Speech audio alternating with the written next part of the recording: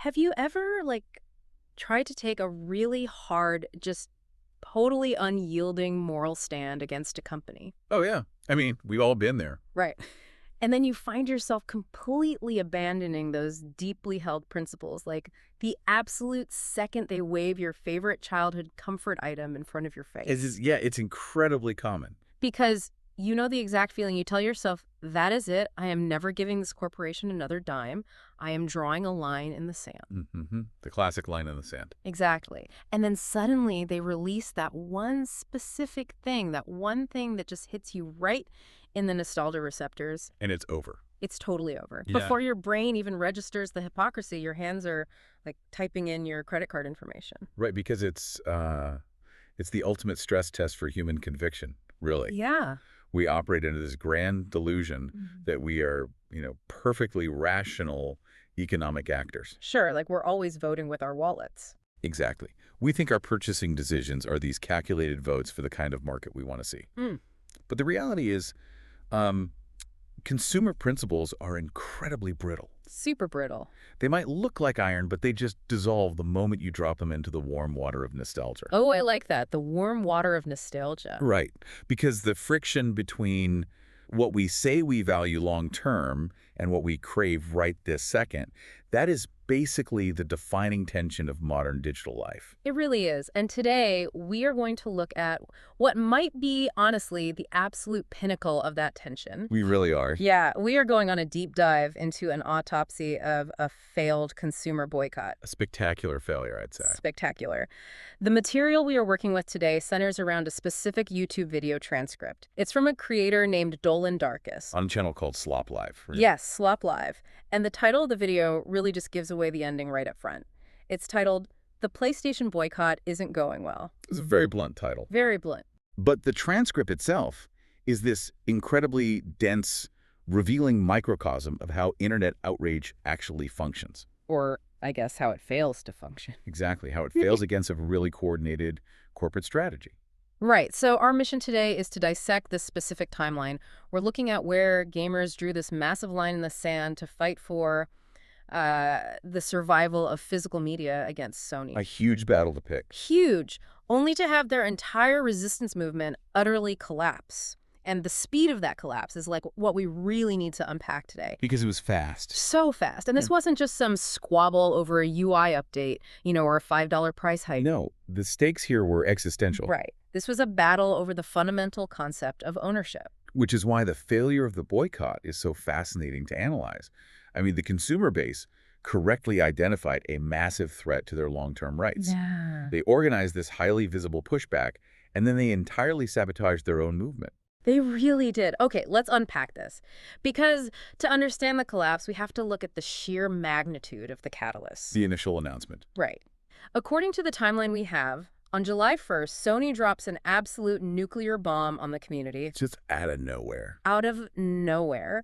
They announce that they're entirely phasing out physical games. Which is wild. Yeah, the PlayStation platform is going to be 100% digital by the year 2028. Right. And there's this immediate, massive wave of fury online. I mean, the community is screaming, sell out. They are furious.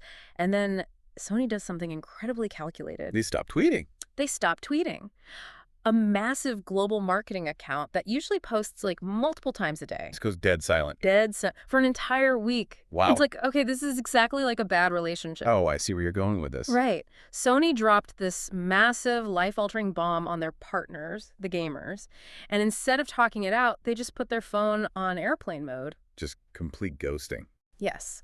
They ghosted them for a week to avoid the yelling, just walked out of the room and shut the door. I mean, I get where you're going with the airplane mode analogy, but I actually think it understates the malice of the strategy. Malice? You think it was malicious? Well, deliberate. It wasn't about avoiding the yelling because they were overwhelmed or feeling bad. Okay, what was it then? It was a deliberate, engineered oxygen starvation tactic. Oxygen starvation. Yeah. In modern PR crisis management, especially in the gaming industry, engaging with a highly mobilized, angry community is almost always a tactical error. Because anything you say just becomes ammunition, right? Precisely. If Sony issues an apology, the community dissects the apology for, corporate speak. Right, we'll tear it apart. Exactly. If they issue a clarification, the community attacks the logic of the clarification. So you literally can't win. You can't. The fire needs fuel to keep burning, and corporate communication is the most combustible fuel there is. Wow. So by halting all external communication for 7 full days? They aren't hiding. They are forcing the mob to burn itself out in a vacuum. That is so cynical. It's highly effective, though. I mean, it requires immense operational discipline to halt a multi-million-dollar global marketing pipeline. Yeah, think about all the scheduled tweets they had to pause. Oh, absolutely. Yeah. But they knew that sustained, acute internet rage has a very short half-life if it isn't fed. But look at the timeline they introduced with this announcement, too, because they dropped this on July 1st. Right. But the target date for going totally digital is 2028. 4 years. That's a 4-year runway. That isn't just ripping off a Band-Aid. No, not at all. That's a highly specific timeline designed to manipulate the outrage cycle. It's the classic slow boil strategy. Like the frog in the pot. Exactly. If Sony had announced, we're going digital only next month, you would see genuine chaotic panic. Oh, people would be returning consoles. Right. It would trigger immediate economic consequences because consumers would aggressively alter their immediate purchasing habits. Because they'd have to. Right. But a 4-year runway changes the psychological impact entirely. How so? It transitions the emotion from immediate panic to a sort of lingering dread. Oh, man. Dread is so much easier to ignore. It gives the consumer base a massive window to basically go through the 5 stages of grief. Wow. By the time 2028 actually arrives, the anger will have completely metastasized into apathy. Right. Because nobody can sustain absolute maximum fury for 4 years. To exhaust yourself. You just get tired. You adapt to the terrible new reality simply because being angry takes too much energy. It really does. So that initial week of silence was just phase 1 of breaking them down. Just the beginning. But the community didn't break immediately. No, they held the line initially. They really did. After that week of total radio silence, Sony finally pokes its head back above ground. And what a return it was. The sheer audacity of what they chose to post is staggering. They published their first post after a week, and they didn't address the 2028 deadline. They didn't talk about physical media. Not a word. They announced a wireless fight stick. I mean, the tonal dissonance is spectacular. It's insulting. It really is. You have a community mobilizing to defend the existential future of media preservation. Yeah. Right? Yeah. And the corporate entity returns from its self-imposed exile to offer them a piece of plastic hardware. A physical piece of hardware. The irony is just incredible, forcing a digital-only future for the actual art, the software, while simultaneously hawking physical peripherals to interact with that absent physical media. It's like you can't hold the games anymore, but please buy this $150 joystick. Exactly. Well, the community absolutely saw the irony, and they unleashed hell. Oh, I bet the metrics were awful. The metrics on this fight stick post are brutal. I'm talking 11,000 likes compared to 66,000 replies. Wow. A completely devastating ratio. Devastating. The entire comment section is just a wall of people demanding Sony address the elephant in the room. Right? The unified chant across all the replies was, no disc, no buy. But my absolute favorite comment from the entire transcript, this is so good, was the user who wrote, seems kind of pointless for this product to be physical. Can you guys release a digital-only version instead?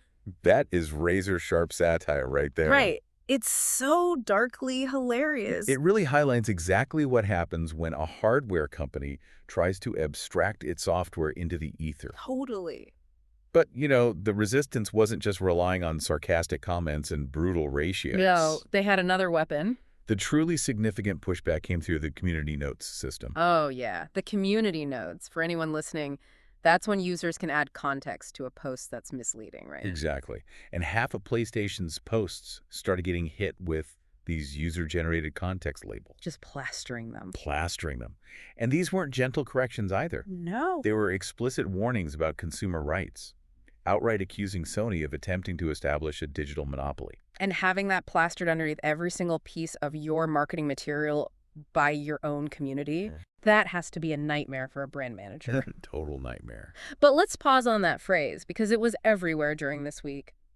Digital monopoly. It's a heavy term. It gets thrown around a lot in these debates, but we really need to look at the actual mechanical reality of what happens if that 2028 deadline hits and physical media dies. What's fascinating here is that a digital monopoly fundamentally redefines the entire concept of ownership.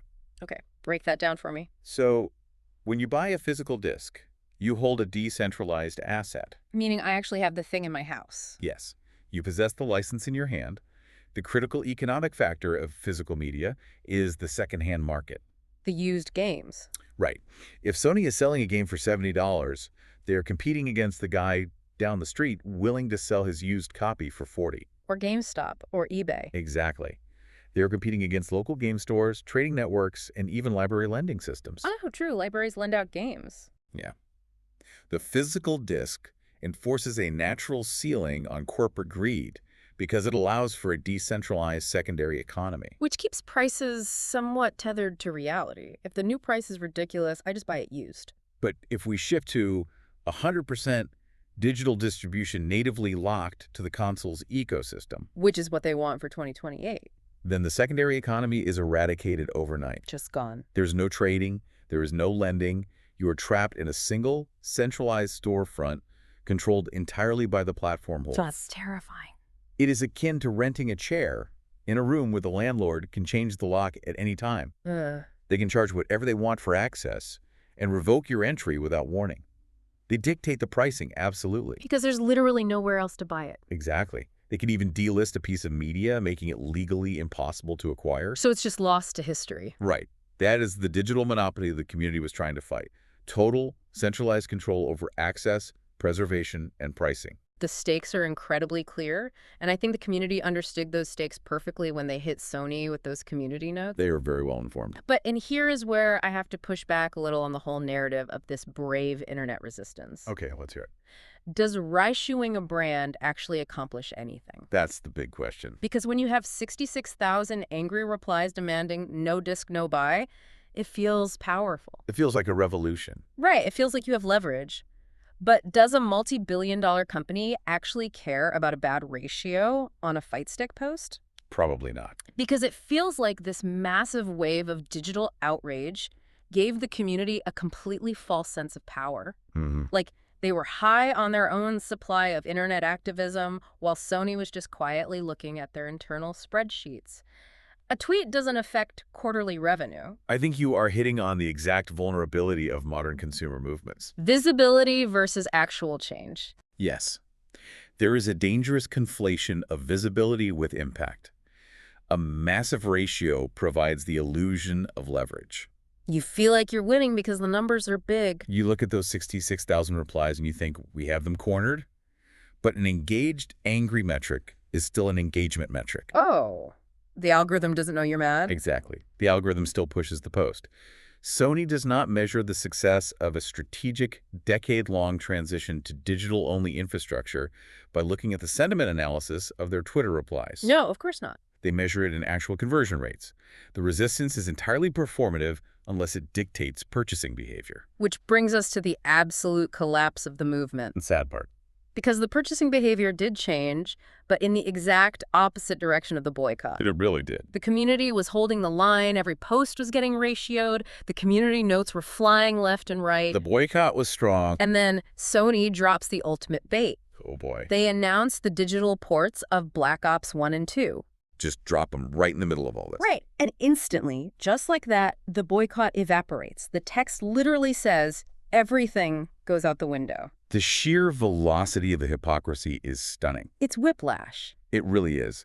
The exact same demographic that spent a week flooding comments with no disc, no buy, the people who are articulating incredibly accurate warnings about the dangers of a centralized digital monopoly, The very same people. immediately opened their digital wallets. Here's where it gets really interesting, though, because we have to look at the absurd economics of what they actually bought. The pricing structure is wild. We aren't talking about a massive ground-up remake. No. We aren't talking about a next-generation reimagining of a classic. The source is very clear on this. These are 14-year-old direct ports. Literally the exact same code. It is the exact same code from a decade and a half ago. And the pricing, Oh, say it. $40 per game, Ouch. plus an additional $30 if you want the DLC from 2010. It is a complete inversion of rational market behavior. It's completely insane. Think about the dynamic here. It's like organizing a massive rent strike against a slumlord. Okay, I like this. Right. You're out on the street, you've got signs, you are articulating exactly how exploitative the system is. You're holding the line. Yes. But the absolute second that slumlord walks out and says, hey, I'll let you sleep in your favorite child bedroom tonight, but I'm charging you triple the normal rent. You just cave. You instantly drop your sign, hand over your wallet, and thank him for the privilege. Wow, yeah. You completely validate the exact system of exploitation you were just striking against, all for a fleeting feeling of comfort. I like that analogy. Much better than the airplane mode one, honestly. Really? Why? Because it isolates the specific mechanism of failure. Nostalgia overriding logic. Nostalgia is powerful. It is. Nostalgia is not just a fond memory. Neurologically, it is a highly potent emotional anesthetic. Anesthetic. That makes sense. It numbs the principles. Exactly. When consumers look at a 14-year-old direct port of Black Ops, they aren't evaluating a $70 digital software license. What are they evaluating? They are evaluating a ticket back to a time when their lives were simpler. Oh, wow. They are trying to purchase the feeling of playing that game with their friends after school a decade ago. The late nights, the snacks, no responsibilities. Yes. And the corporate entity knows that emotional craving is vastly more powerful than abstract anxieties about consumer rights in the year 2028. It's like they have a cheat code for human psychology. But, like, how do they live with the cognitive dissonance? Consumers. Yeah. How does a person aggressively defend physical media on Tuesday and then drop $70 on a digital-only port of a 14-year-old game on Wednesday? It takes some mental gymnastics. They have to know they're completely contradicting themselves, right? Well, the human brain is incredibly adept at rationalizing its own hypocrisy. Yeah. And the source transcript highlights the exact mental loophole they used. Oh, I remember this from the text. Right. When confronted with the outrageous $40 plus $30 DLC pricing structure, the narrative shifted. The fans needed someone to blame. The text notes that the consumer started saying, well, I guess that's Activision being greedy rather than Sony. Oh, wow. So because Activision is the developer who set the price, Sony gets let off the hook entirely. Precisely. This is the compartmentalization required to break your own boycott without feeling the guilt of surrender. That is wild. The consumer desperately wants the nostalgic dopamine hit, but they are currently entrenched in a high-profile boycott against Sony's digital storefront. Right. They just spent a week yelling at Sony. So they mentally abstract Sony out of the transaction entirely. Just pretend Sony isn't involved. They focus their lingering outrage on Activision's pricing model, conveniently ignoring the fact that by making the purchase through the digital storefront, they are handing Sony a 30% platform cut. A 30% cut? I didn't even think about that. And by doing that, they are directly validating the digital-only ecosystem they swore to destroy.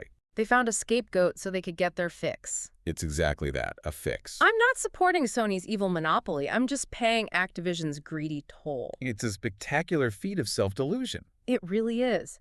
And while the consumers are doing these mental gymnastics, Sony is just watching the money roll in. And that data collection is the most crucial part of this entire event. Because it proves they were right.